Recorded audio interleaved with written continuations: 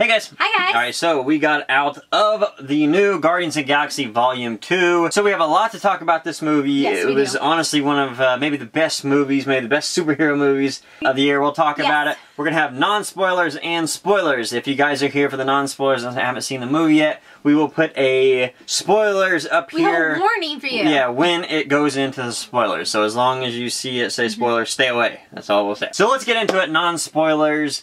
This was maybe the best Marvel Comics movie. In my opinion, ever? in my humble opinion, this is the best Marvel superhero movie ever. Yeah. I really enjoyed this movie. And not because of the story, not because of the pacing, but because it was everything that a cinema should be. Yes, it is. It was like a roller coaster of emotions. I started off like, what is going on? And then you have this just array of happiness and sadness and anger and just love and it's, everything. You experience the full circle of emotions. It was and I really big. enjoyed it. It was expensive. Yes. It was expansive. Yes. Graphically, it was unreal. Right, exactly. I mean, we heard that this movie was going to be very expensive. One of the most you can tell right away. Yeah. Oh, okay. As soon as it starts, you're like, okay, I can see where this movie expensive. was big. The whole time, your eyes are plastered on the screen. And I think that's what it says, or at least that's what really speaks to a good movie. The pacing of the movie, I mean, it wasn't on the edge of your seat all the time. There were a little bit of slow spots. Yeah, but they were necessary. Yes, and they grabbed your attention no matter what was going on in the movie. That could have been visually or story. Yeah, even the slow parts, the plot still carried the movie because you were like, okay, this isn't a part where you're like, oh my god, hurry up. It was just kind of like, wow, this is nice. You're getting character development, and which was so important in this movie. Yeah, there were so many things, not just tie-ins to sew up from the first movie, but they were really introducing all these, not new characters, I mean, there's some of the new characters, but most of the old characters that we didn't hear about in or we only Guardians saw for 1. like a few minutes. Really wanted to learn. I mean, the movie wasn't, it was something I wasn't expecting. I went in the movie thinking it was going to be funny and good music. That's what the first one was. I thought too. And they did match that. There was no difference there. Right. They kicked it up a notch, but what I was surprised mostly, it's a very emotional movie. Oh my god, yes. I was sobbing in this movie at parts. Just short of Logan. Yeah. I would say Logan was a fantastic movie. It was. It really was. This, I think, was better than the first one. This was definitely far better than the first one. The first one was great, but it was kind of just like, here are the characters, here's something interesting, and that was really it. This movie was like, okay, here are the characters, here's a little bit more, and a little bit more, and you know what, let me throw a little more icing on that. The jokes were done better. Now, with that said, I would also make the statement that some of the jokes were pretty adult. Definitely. A lot of the jokes were adult. And I don't know if they were so much adult that children wouldn't understand them, or if they're kind of one of those iffy middle school ages where it kind of teeters the line. Some of it makes you go, like when you're in Deadpool and you see kids in the theater, you're like, ugh. Should they be But that's so good. I think that's what movies are going to do now. Superhero movies now are going to take jokes a little more extreme because they realize, you know, even though you think superheroes as being kids, comics as being kids, adults are the ones that are getting into the movies, watching the movies, enjoying the movies, buying toys. I don't know if we're now in a period now where adults buy more toys than kids. I think we might be, or at least it's a pretty it's even getting close, contest. right? It's getting close. But what I loved about this movie so much was just the visual appeal of it. Yes, definitely. You know, it had so many different art styles, whether it be like neon lighting. Of course, it still has that 80s theme, and the soundtrack was fantastic. Yes, it was. Just like the first one. But what I really liked was, in parts of this movie, it was very science fiction, future science fiction, almost like Judge Dredd or Fifth Element, maybe Akira, a little bit of Back to the Future. They didn't give you a lot of it, but the stuff that they did give you, you were like, man, they're doing this so well. You're right, they were. Also, I think to finish up the non-spoiler review, I would say go see it for one. It's a almost perfect movie for me. Absolutely. It's at least a 9.5 in my opinion. There are still drawbacks and negatives to the movie that we'll talk about later, but not a whole lot. I promise you that, not a whole lot. And I would almost recommend seeing it in 3D. I would definitely recommend seeing it in 3D because when we first walked in and sat down, I was like, wow, why didn't I get this in 3D? I regretted not seeing this in 3D. Yeah, I regretted not seeing it in 3D. Ah, see what you did there. But yeah, see, that's the thing. It's like, we don't like the 3D because it hurts our heads, you know, crap. It's like watching long movies. You know how it is. Everybody knows. That's why a lot of people don't go to 3D. This is one I would I just have to recommend it. I think I'll go back and see this again in 3D. Yeah, the scenes were very well developed for 3D. Right. So and it wasn't like that tacky 3D either, where you're just like, okay, there's a random. But it could be though, right? Right. It could be tacky. It could be. Oh, just Guardians and that universe can be handled with so much fun. Yes, they that can. like no other comic series can be. Just unbelievable. Guys, just go see it. So with that said, let's get into the spoilers for the people that haven't seen the movie. You lucky few. That's right. So to start off the movie, it was directed by James Gunn. That is the guy that actually directed the first one. Right. So we're expecting to see basically the same format as the first Guardians. And of course, yes, we did get more. He has such great vision, and for just to pick out things that are funny and jokes that are paced well, and to bring in some of that 80s, that nostalgia, that superhero, that action, character development. Just wow, James Gunn is something special. Yes, he is. You can tell he's done a lot of research. He knows how to direct people. He's just a fantastic guy. Yeah, he's special. They should be very happy that they were able to get him. This is the guy that should have been doing Suicide Squad. Yes, he should have. Because we know that Suicide Squad was trying to sort of emulate that format of Guardians of the Galaxy. You got people that don't really matter. You can have fun with them. It's a universe that nobody really cares about, so they can really have a lot of fun with those characters because they're cool characters. Right. It was still an okay movie, but not anywhere close to Guardians of the Galaxy. So James Gunn is a master of his craft. Now the movie starts off with Kurt Russell, who plays Ego in the movie, driving down the road in a T-Bird. I think it's a T-Bird. I don't know. It has the T-tops. I can't remember there. But he's driving down the road with Peter's mom, and they're just kind of singing, having this grand old time. And of course they pull into an old school Dairy Queen, which is hilarious. Pretty neat, right? And then they stroll behind the Dairy Queen, and Ego wants to show her this weird plant that he's planted. That's how they always get him. Right, they take him in the woods and like, let me show you this really cool space plant. So creepy. It works every time. Yeah.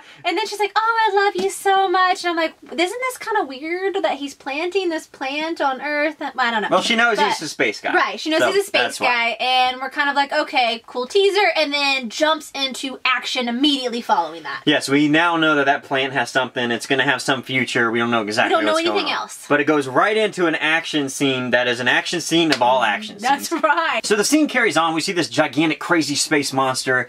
Just amazing. It's like an octopus space thing. I don't know, but it looks scary. This scene really only exists to sort of reintroduce you to the characters, not only giving credit to the actual actors and people who worked on the movie, but also to reintroduce the viewer to the personalities of these characters. Whether you saw the first one or you didn't, you at least know right away something about those characters. Right, and speaking of reintroducing characters, we get reintroduced to Groot during this time, and he's not baby potted Groot anymore. He's kind of like toddler Groot, I guess you could say. Twig, or whatever like they call him. Yeah. But basically, he's just kind of running around while everybody's having this giant fight. And he's dancing, being all cute, and everybody is saving Groot this whole time. Yeah, he's lucky. Yes, exactly. He's just running around trying to fix the music because he wants to plug in the music and play the music. Because that's the thing about the movie. Right. What goes so well with this movie is the music. That's what helps the nostalgia of the movie, even though there's no nostalgia that exists. It creates nostalgia in the movie, which is awesome. I always love that. Sort of Stranger Things like. It creates the nostalgia. You can see all the battles going in. You get a little bit of their personality, like Drax. Drax is going crazy, obviously. And Gamora's trying to be the protective one. And Star-Lord's just like the boom, boom, boom. You know what I'm saying? He's crazy. He's a cool one, you know? And we get that. And then and things go on. You know, you've seen the movie. But then we find out that the Guardians were actually hired by a woman named Aisha, who is all gold. That's right. Straight up gold.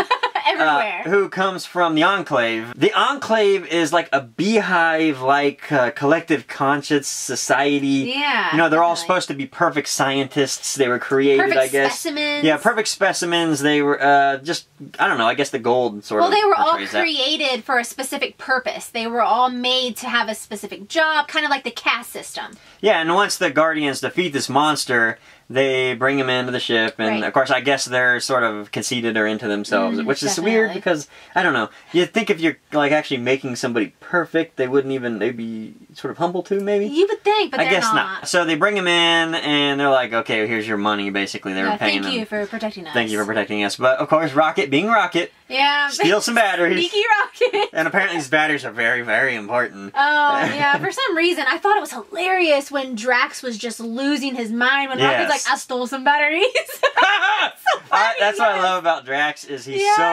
He's so animated, and he's like sporadic. Yes. It's all at the moment, you know. He really enjoys life. Lives in the moment, for sure. Yeah, that's what makes, I think, Drax a favorite in this movie. Definitely. Now, the Enclave wasn't going to just sit on their laurels and do nothing about having their batteries hijacked. So they decided to go after Star-Lord and all of the Guardians. Then this epic battle ensues, and you have, like, all of these massive droids just coming out in droves. That's what I kind of thought was interesting, is that this perfect society actually created these drone-like things where their ships are actually being controlled, you know, like almost like an arcade. I was gonna say it was like an arcade. Yeah, they had all these gold people in this arcade, which made a really cool scene, right? I thought it was funny, and they were like, we're not going to put our people, like, in danger for this. What the heck? We're perfect. We're not going to kill ourselves. And the Milano's going crazy. The Milano looks really cool. It does look For the little time we get it before it blows up or whatever. But, you know, it's going through space being attacked by these little drones of gold people. And, you know, it's going down, basically. It's going to lose soon. It's hopping through space and everything, but it can't keep up with all these people. Then all of a sudden, this little white bean. Bean, this little bean ship comes by with a little bean on it. Yeah, he's like, hey, and then boom, he blows all of them up. And they're looking out the window like, who the heck was that? Yeah, they're like, what's going on? But thanks, man. Yeah, thanks, man. And then they just go ahead and crash land on the nearest planet. With Drax hanging out of the back of the ship, which was epically hilarious. He gets smashed to the ground, he laughs again. He's like, that was awesome! Now, right after they crash land, this little bean follows them through the jump, and the ship opens the doors, and we finally get to meet Mantis and Ego. And not too long after that, Ego makes this announcement, hey, Star-Lord, I'm your dad. Star-Lord, I am your father. That's right. It was kind of like, what? Yeah, and cool. You know, we get to see now in the comics, he's not the father. Ego is not the father.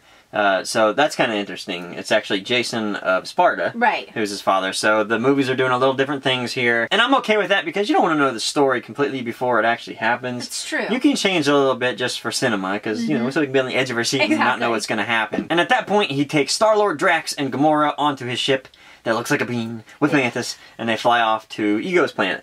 Now, meanwhile, we cut to the scene where it pops up Contraxia. This is the planet we're on now, which is funny. This is hilarious. I about lost my mind in the theater. I'm like, do you get this? Is anybody getting this? Am I the only one getting the name of this? Yeah, it's funny because it's a sort of a brothel planet. Yeah. You know, there's a lot of yellow, sort of Sin City looking people. That, you know, are prostitute robots. Shady. Yeah, and that's what made the name funny. Contraxia, contract, maybe STD type things. I don't know what's going on there, but I assume. It's like a play on words. Yeah, maybe not, who knows, but that's what we made it up. We totally thought that, and we were like, we're going to go with it. Yep, and this is when we get to see Yondu for the first time. Yay! Now, in the first movie, Yondu was sort of, like, bad to the viewer. Right, you kind of felt like he was the villain of the movie. Yeah, nobody really liked, I mean, you kind of thought he was cool, but he was still sort of a bad guy. Right. In this one, we see that he's thought of as less than everybody. Oh, definitely. Especially Stallone. Ooh, so, this is a guy I didn't know was in the movie at all. We don't watch trailers and all that stuff because we don't like to be spoiled, so that might have been new for us, but maybe not anybody else. But we saw Stallone, and I was like, holy crap! We were like, what? Stallone? Rocky's in this thing, man! That's awesome, and we find out who he is later, but we'll talk about that when the time comes. You can see this tension between the two. Right, and you can tell Yondu really looks up to Stallone, and he's kind of like, yes, man, you know, my brother! Yeah, and he's like, sorry, buddy, no. Yeah, you know, you really screwed us over or whatever, and we still don't know. You broke our code. Yeah, we still don't know what that means. Right. Yeah, we'll talk about it when we get to the movie, but, you know, it made for an interesting little dialogue. Definitely. And we're trying to figure some things out. And you can see in Yondu's expressions that he's pretty heartbroken over this. Yes. And then we see that Yondu and his faction of Ravagers get hired by the Enclave to go now and do their dirty work and capture the Guardians. Cut back to the planet that the Milano has crashed on that has Rocket, Groot, and Nebula, and it's dark, and it looks kind of scary. We can see the faction coming. We assume this is Yondu with all of his, you know, bad people coming to take on the Guardians. We're kind of scared at this moment. I'm worried for Groot because, you know, Groot's a little guy. He doesn't have the capabilities that he does when he's a full person, and of course Nebula, you can't trust her. And she's handcuffed at this point. Right, exactly. So we don't know if she can help him at all. We know that Rocket probably and Groot aren't going to be able to take on this gigantic crowd.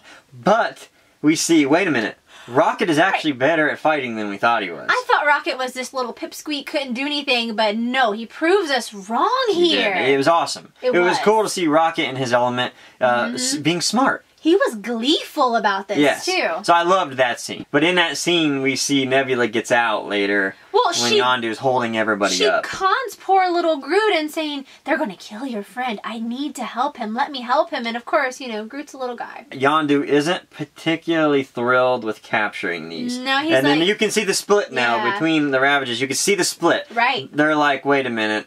So you're saying you're for the Guardians, and then we see what's happening. There's a little group that's with Yondu that's like, no, we back you, Yondu, and the other group was like, no, who was led by Taserface or whatever. Taserface, that's right.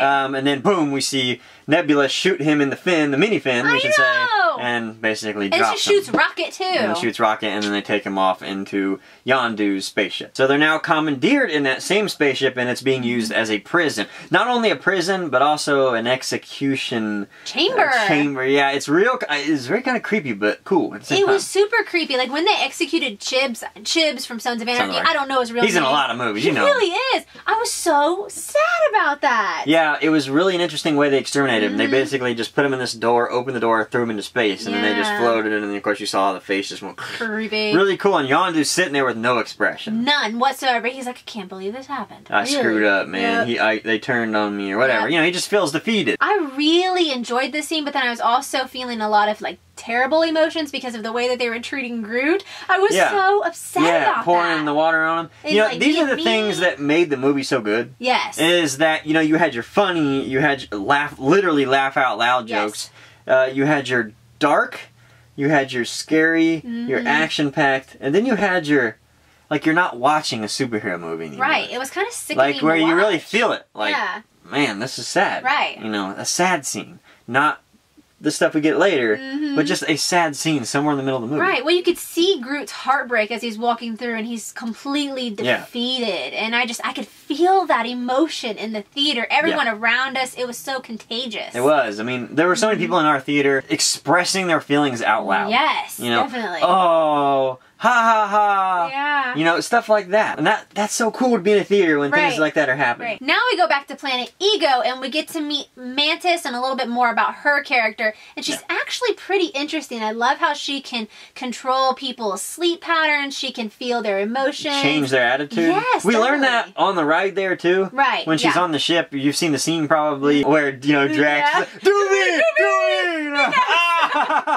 That was such a good scene, too, because it took us from dark, sad, to that. You know, that's how it jumps you around with emotion. Oh my god, I love this movie. But yeah, so then we get in there, we get to meet Mantis. I liked the design of Mantis. I liked how big her eyes were. She looked like a praying mantis, but then she also had humanoid features. I just really liked her. And it was funny, too, to see the dialogue between Drax and Mantis, how he's like, oh, you're hideous. Yeah. You're hideous. She's just like, well, thank you. But she was so robotic in her emotion. You know, when like maybe robots or aliens are so smart they can't even comprehend what a human or something lower can even say or talk about.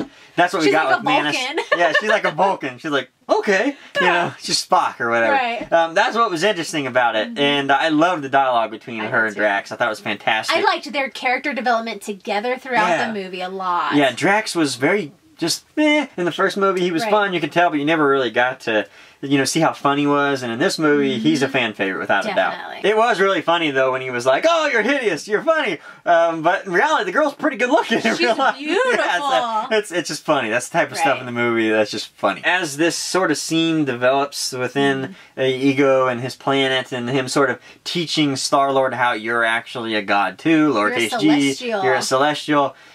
We see that Gamora and Mantis increasingly become nervous. Right, especially Mantis. Yeah, and it was really interesting because with Kurt Russell, he actually does a villain well. He does. I never would have expected that out of him. There's not a whole lot of actors that you can like a lot at one time, and then all of a sudden be like, wait a minute, I don't know if I like this guy, you know? And that's what he did so well. It's Kurt Russell, so you know, I mean, he's a great actor. Talented. It's kind of funny too, because when we saw Stallone the first time, we really saw how bad of an actor Stallone is. We did. You know, it was very bad. And then you get to Kurt Russell and you're like, man, Kurt Russell's awesome. Yeah, killing the game. Yeah, so it was cool to see that. And then we see, like, Mantis trying to warn Drax a little bit. Yeah, she's like, I really have something to tell you. I have something to tell you. And then Gamora walks out and she just zips it and will not speak at all. Right. So now we're starting to get worried. Star was playing pass with his dad. Like, it was kind of tacky and funny. It was. And emotional at the same time. Depends how you wanted to take it. Yeah. Either way, really cool.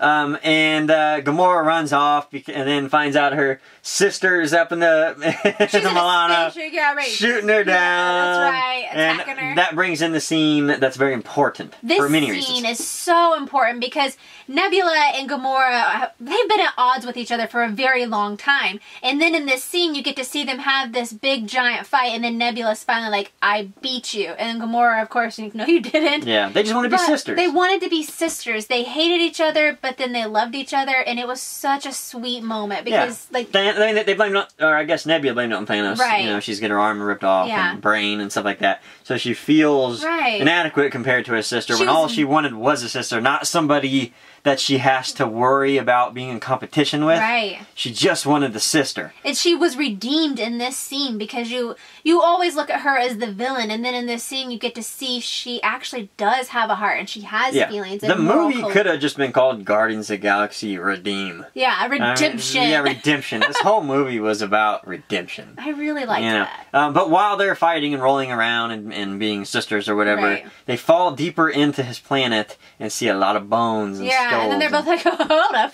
Yeah, and we learn that it's actually the bones of Ego's kids. This is where it gets crazy.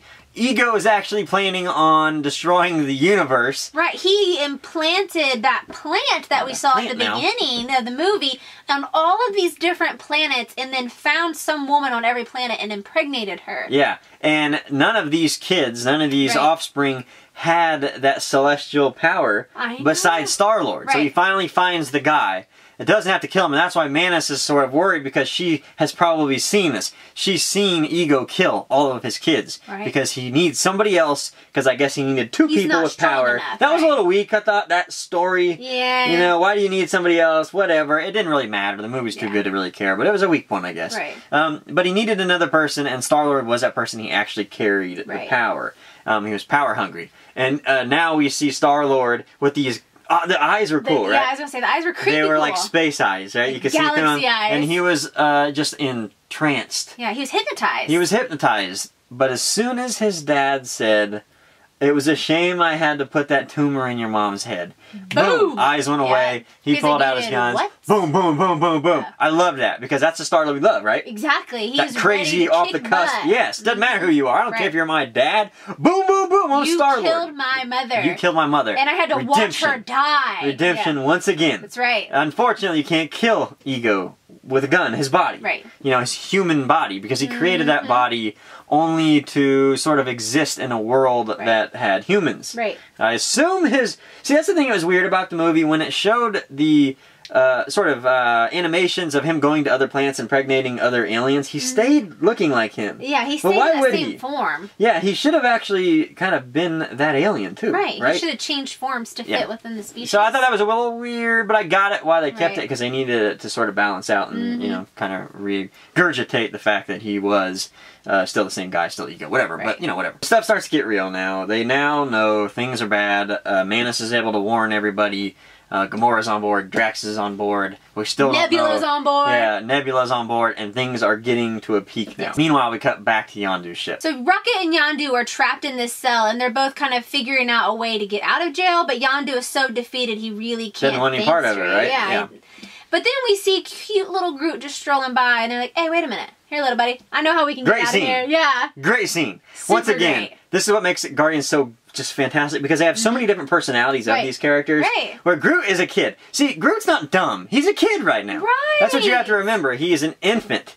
You know, you have... He's like a 5-year-old. Yeah, he's like a 5-year-old. When he's older, he just doesn't talk. He's a tree or whatever. But he was still smart. At this point in his life, he's still a kid. So they tell Groot, infant Groot, to go get Yondu's... What do they call it? It was like a prototype fin? Yeah, prototype fin. Yeah, it was a prototype fin, which was funny because the fin actually looks like the comic book fin. Yes, it does. It wasn't the short, kind of weird mohawk one, Mr. T mohawk, sort of. Yeah, Mr. T. It was the legitimate, the actual mohawk fin. So they tell him to go get it. They're trying to explain to him. It's in the top drawer beside this place. Yeah, he comes back, wrong thing, comes back, wrong thing. He even brings back a desk. Yeah, he brings, that's what was hilarious, because he brings back small things, and it's something so simple, like a fin, and he brings back a gigantic desk. And he's like, as he's pointing, it's like, yeah. People would hear that. But that is what is the great comedy in there. Then we see Groot, he sees it. He thinks he sees it. Exactly. They tell him to match the Ravagers logo on the desk drawer. He sees it, and then behind him is Kraglin, and he's there to help him now. Right. He grabs the fin that they need. The interesting thing about Kraglin was Kraglin is one of Yondu's best guys. He feels bad now that he sort of... He didn't really go against them, but he sort of did. No, well, he tried to save his own life, and he said, what was I supposed to do? All of my friends were being killed and dying. I didn't know what to do. I'm sorry, Captain. Exactly. So he's back on board to help him no matter what. He brings back his fin.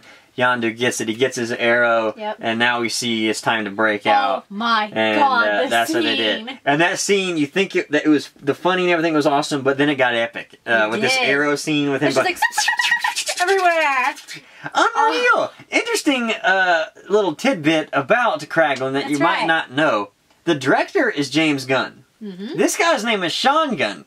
Do you know the connection? They're brothers. Yes, and they look a lot alike. Yeah, they're brothers. They look just alike. So interesting. So I thought that was just kind of a cool family thing. He brought his brother into his movie. And it wasn't bad. He's still a good actor. He is a good actor. Yeah, so very cool. During this scene, you know, Yondu controls his arrow by whistling, and I loved how he's just whistling along, and it's like... Or something else we find out later. Yeah, it's super cheerful, and he's just like, whoop-doo-doo, whistling as this arrow's just killing He's back, people, right? He has that back. Redemption's coming. Yeah, redemption once again. Yeah. Now, meanwhile, back on the planet Ego, there's a massive battle ensuing. They are trying to get to the center of the Earth, the Ego planet, which is actually his brain. We learned that from Manus. This is how you have to defeat Ego. Right. And then in space right now, we have Rocket and Yondu and Kraglin and Groot. Yeah. They're all trying to get to that planet to They're going through 50 jumps, right? But yeah, they have to do too many jumps. I think it's even more than that. It might I think be. he said that we can only handle 50, but we're doing hundreds or something like that. I don't remember. But what a great scene, because when they're going there, you got all these crazy like their eyes filters. are like popping. They look like the filters everybody uses on their phone. But that was a hilarious scene once again. And between that is when we get Stan Lee's cameo. Yes, this was a great scene because it confirmed everybody's suspicions about Stan Lee's cameos in all of the movies, and it kind of brought them all together in this nice little neat bundle because he actually works for the Watchers, and everyone assumed that Stan Lee was a Watcher in all of his cameos. Now we have this Well, together. yeah, he's reporting to the Watchers. Right. He's not a Watcher, but he's reporting. And if you don't know who the Watchers are, they are like the biggest of the big. They're in the Marvel protectors Galaxy. of the They protect the universe. They protect the Marvel universe Right. against evil, basically. And that's who these guys are. And Stan Lee is reporting to every Marvel movie we've ever seen. He's here repeating. He's like, wait, guys, I have more stories while they leave. So I think I've seen a lot of people sort of talk about that cameo like, this is dumb. But you had to understand it. And if you do understand it, it's actually cool. It's a really cool cameo. I want to say something, though, just because when we were in the theater, there was a woman beside me. Oh, for God's sake, this woman, y'all. I am never like one of those snobby nerd people that, you know, think they're better because they know something. Right. I hate that. I hate that. Right. But it's so annoying when you're sitting next to somebody and they're screaming things out that is like wrong. Yeah, you just want to be like, what? Now get this, you're gonna love this. This woman beside me, first off, she's just laughing and everything, which is fine, awesome. You know, she's cool. You can tell maybe she's the casual watcher or whatever. Nothing wrong with that. But Stanley gets on the film and she was like, "Oh, that's that guy from Deadpool. Yeah, he was in Deadpool. Isn't he supposed to be in Deadpool?" I'm like, woman, that's Stan Lee, woman. That's Stan the Man. But she was just going off on how this old guy, she didn't know who he was. That's right. He was in the last movie, and she was like, who is that? Yeah, why is he in this movie? That's cracking me up. And then, like, when the previews before the movie came on of Spider-Man, which... I facepalmed. I liked it because I think the new Spider-Man looks great. I know everybody has their opinion, no big deal. But I've never been sold on any of the Spider-Man movies, ever. So this one is going to be fun for me because I think they might get it right, hopefully. Hopefully. Because it's Marvel and, you know, they're doing good things so much lately. Better. Yeah, but this woman was like, how many times are they going to redo Spider-Man? Until they get it right. Right? I mean, come on. Oh, she was just like talking the whole time about things, and you're just like, yes. What? It was bad. It was bad. But whatever, let's get back to the movie. But back on the planet, the battle is ensuing. It's, you know, it's epic proportion. You saw it, you see how it's going. I also did really like how they sort of handled the living planet. I was really wondering, how in the heck are you going to handle a living planet in a movie? But they did it really, really great. Right. But, you know, he's going ham on these people, man. You can tell he's super, super powerful. Right, Ego is winning this battle. Ego's winning, and then, boom, boom! Yondu's like, Yondu crash lands. Yeah, Yondu crash lands smashes Ego right down. into Ego into the ground. That gives them just enough time to get their stuff together, right? Right, get everything ready to just bail. While Ego is down, they decide to go to the core of the planet and try to take his brain out and just basically deactivate him, kill him off.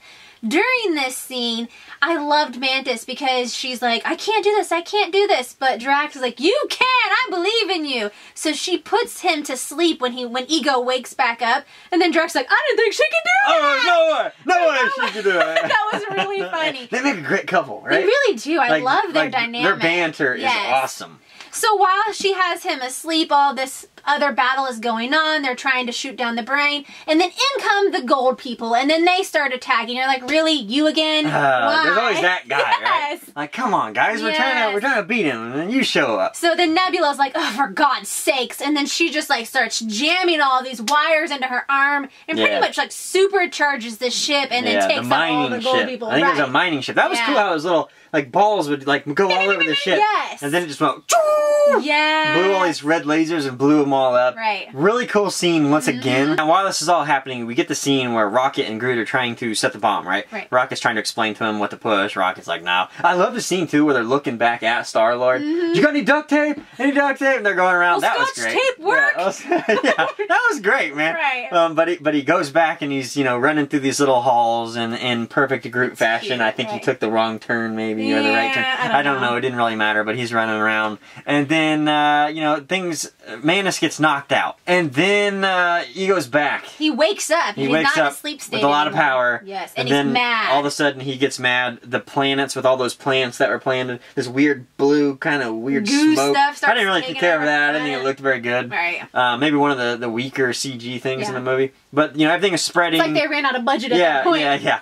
Maybe. That was an expensive movie. But then everybody's getting smashed. Yeah, the planet starts this is it, right? smothering everyone. Yep. Well, the Guardians are dead. They're as good as dead. This is it. And then we get the Yondu scene. And then Yondu, oh my God, I looked at him. During this scene, I'm like, please, oh my God. When he just looks at him and he's like, son, I never controlled the arrow with my head. I always use my heart. and you could barely hear. I know. I was like, oh my God. And then it just kind of like, you know, Star-Lord's like, oh, I guess that makes sense. And then he's like supercharged Star-Lord. Yeah. And then he starts taking Ego down, and then it's more of like a one-on-one, even level boss battle. Yeah, it was very boss battle, which was cool. Right, because now he can start controlling some of the synergy or energy from the planet, and then he turns into Pac-Man. Yeah, that was awesome too. Because, you know, like we learned, Star-Lord has the celestial power only on this planet. Yes. So if they do destroy this planet, he loses that lowercase g god power.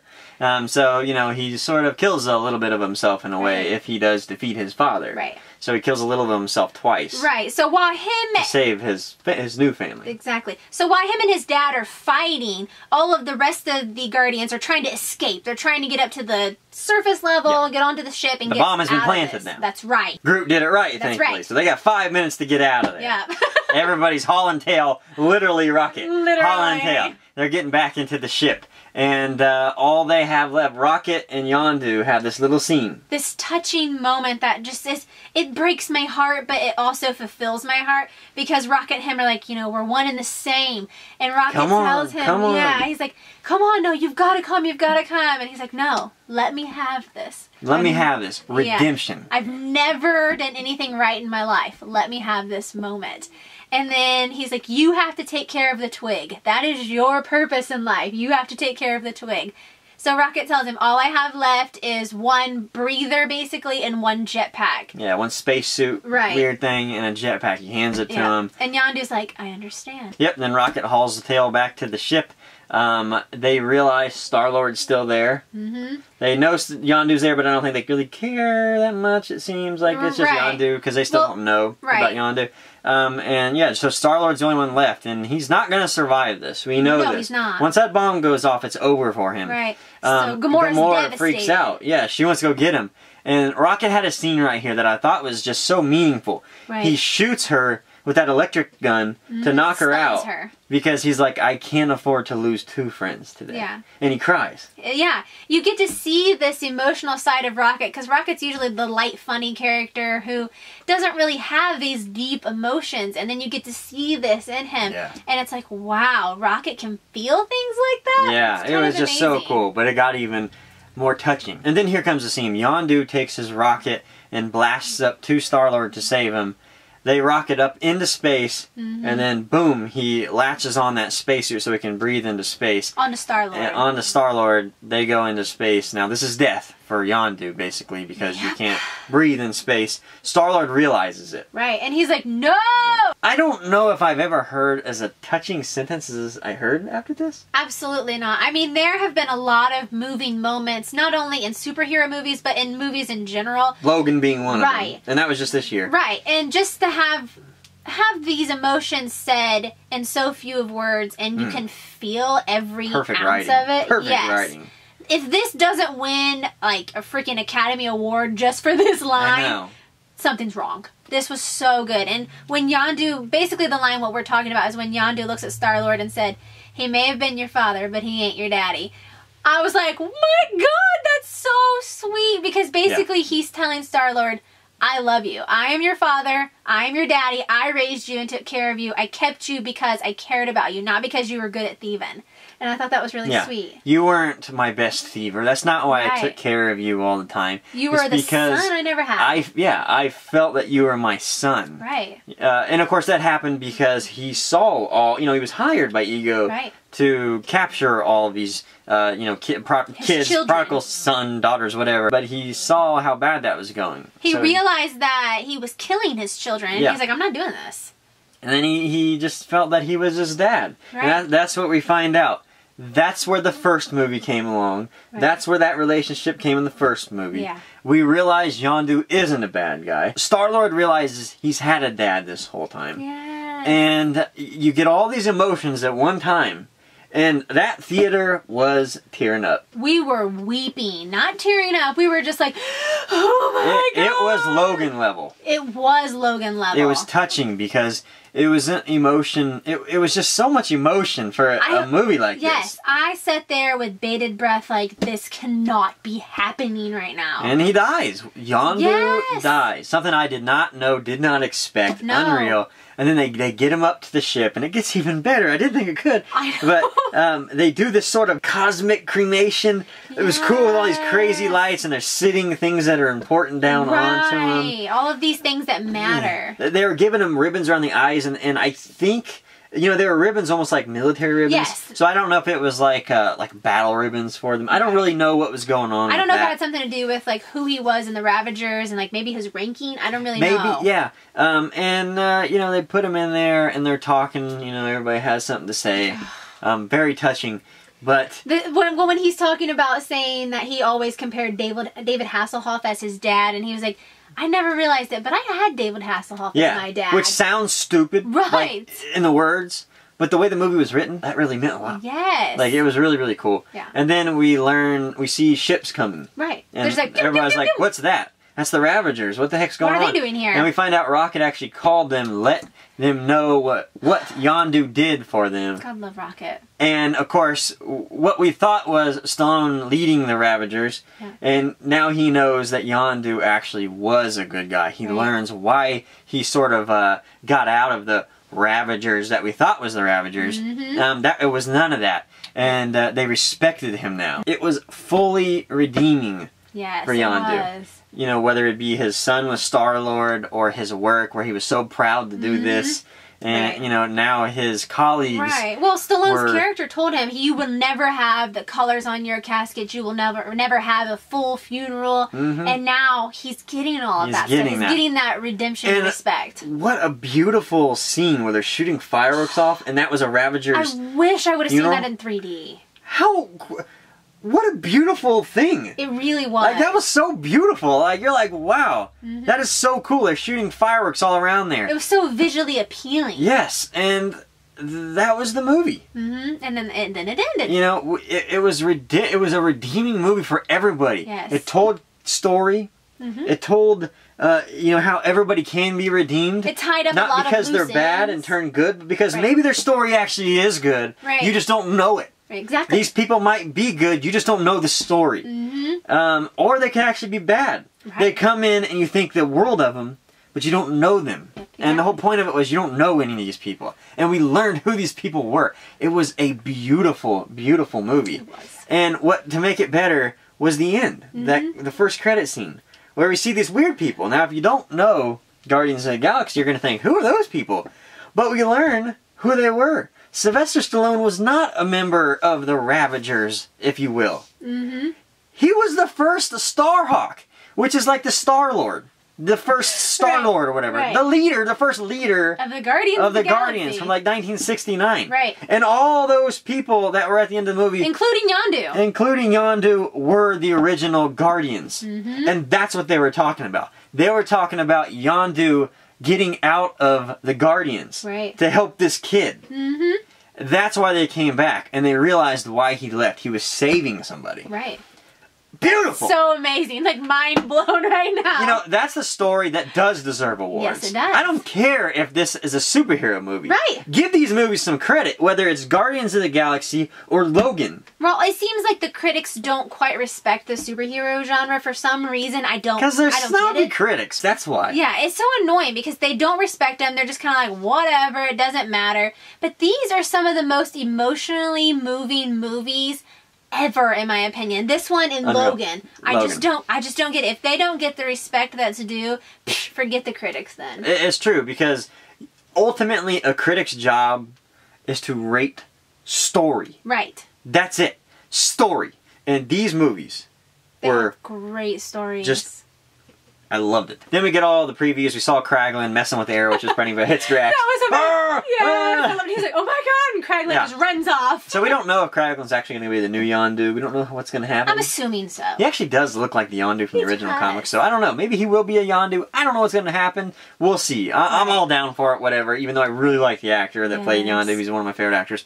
Either way, I don't care. I'm ready. As far as I'm concerned, James Gunn can do nothing wrong. Right. Then we're back to Aisha and the Enclave, and she's up to no good. There's like five scenes. She looks nervous. She has this weird like box thing, right? Mm-hmm. And she says like she's creating something, and she mentions Adam. Right. So at first you're like, Adam, what is that? Not ATOM. Right. ADAM, as in Adam Warlock. Which is going to be interesting. Didn't know if we were going to see Adam Warlock in this world. I mean, really, he has sort of a complex history. He was created by the Enclave in that cocoon, which is what that thing was, that looked like a sarcophagus, sort of. And their plan for him was to exploit the perfect human. He was created to be perfect and to exploit the perfect human. Well, he caught on to that idea and he rebelled against them. He's created to be evil, but sees the evil, and then fights for good. Right. That's who Adam Warlock is. And he's super powerful. Yes, he can fight Thanos. Yeah, so it's going to be interesting. Going to be really interesting. Then we get some more Stanley cameo. Yes, which further confirms everyone's fan It's basically the same thing as the one in the middle of the movie. Yeah, it's basically just him saying, wait, don't go, I have more stories. Yeah. Then Teenage Groot. Oh my god, I love this. Don't get me wrong, I enjoyed, infant toddler Groot. I thought he was really cute. Baby Groot, dancing Groot. I love the progression of Groot. But Teenage Groot, every single person has experienced a teenager that's moody like this. Yeah, playing this video game. His room was a mess with vines. Star-Lord's like, are you going to clean this room up? Yeah, he was like, now I know how my mother felt, or whatever. It was funny. So good. And then finally, we actually get the last scene, was the scene where we meet the original Guardians. Right. And they kind of show all of them, Interesting enough, they had Mainframe in there, the robot head. And that was portrayed by Miley Cyrus. Of all people. Voiced by Miley Cyrus. Miley Cyrus made her way into a Marvel movie. I will be damned. You know what? Thor. Oh, that's the connection, I guess. That's true, I guess. That's the connection. She weaseled her way in. She weaseled her way in through Thor. Got to use the siblings to get into these movies, I guess. I guess. She can't get into any other movie.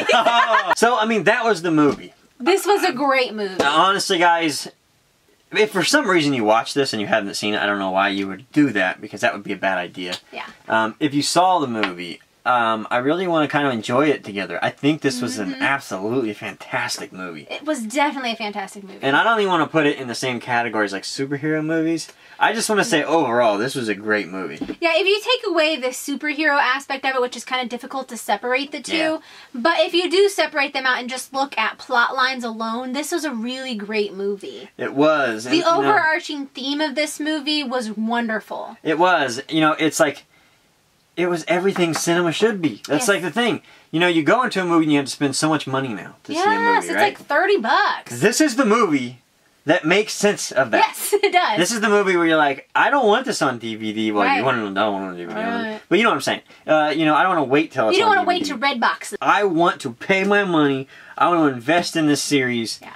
And it gave us everything I've ever wanted. And it's hard for me to say that. It really is.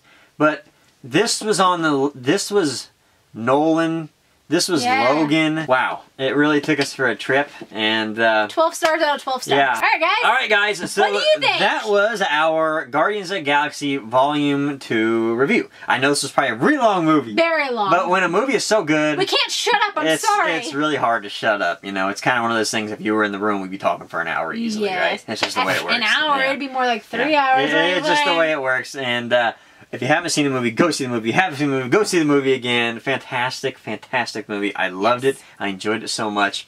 Put down in the comments how you felt. Maybe you're one of the... I saw some of the critics, like Metacritic gave it like a 65 or something. Well... Like, are you one of those people that actually didn't think it was good? Well, if you didn't think it was good, tell us why you didn't like it. I'd like I'm to curious. know. And if you did like it, tell us what you really, really liked about the movie. And thanks for sticking with us for this very, very long review. And we'll see you guys next time. Thanks, guys. Bye. Bye.